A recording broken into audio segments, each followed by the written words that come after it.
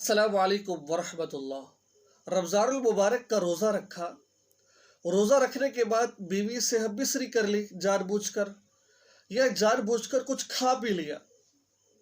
हम बिसरी कर ली, कुछ खा पी लिया, कोई ऐसा काम जानबूझकर कर लिया कि जिससे रोज़ा टूट जाता है।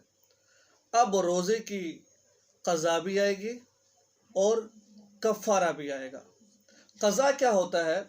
क़ज़ा ये होता है कि जैसे रमज़ानुल मुबारक का महीना ख़त्म होगा, रमज़ानुल मुबारक के बाद आपको वो एक रोज़ा रखना पड़ेगा जो आपने तोड़ा है। और कफ़ारा क्या होता है?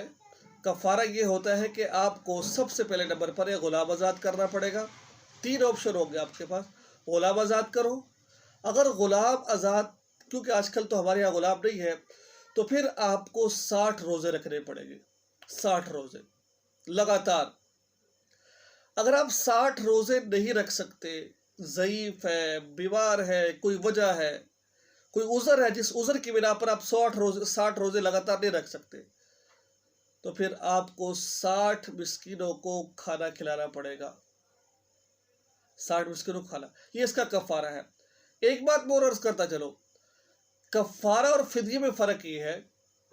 फ़िदिया कहते हैं अगर कोई आदमी बीमार था और बीमारी भी दायमी बीमारी है, छोटी मोटी बीमारी नहीं है, दायमी बीमारी है जिसका ठीक होने का कोई वो नहीं है, या फिर बंदा फौत हो गया, उसके ज़िम्मे रोज़े थे, अब इसके हमने इन जो रोज़े हैं इसका फ़िदिया दे सकते हैं। अगर कोई आदमी ठीक ठाक वैसे बीमार हुआ है और उसका ठीक होने का है कि ये ठीक हो सकता है, अब वो आदमी फ़िदिया नहीं दे सकता। बहरहाल इस पर मैंने गुफ्तगू तफसील से की है। और कफ़ारा ये होता है जो हमने गलती की है, उस गलती का हमने गलती की उसको हमने ख़ुमियाज़ा भुगतना पड़ता है। ग़ुलाम आज़ाद कर कर, 60 रोज़े रख कर, या फिर 60 मसाकीन को खाना खिलाकर। आज की वीडियो थी। अल्लाह ताला हम सबको अमल की तौफ़ीक़ नसीब फरमाए। जो कुछ कहा सुना अल्लाह इस पर अमल की तौफ़ीक़ नसीब फरमाए। दुआ में याद रखिए, चैनल को सब्सक्राइब कीजिए, आगे ज़रूर शेयर कीजिए।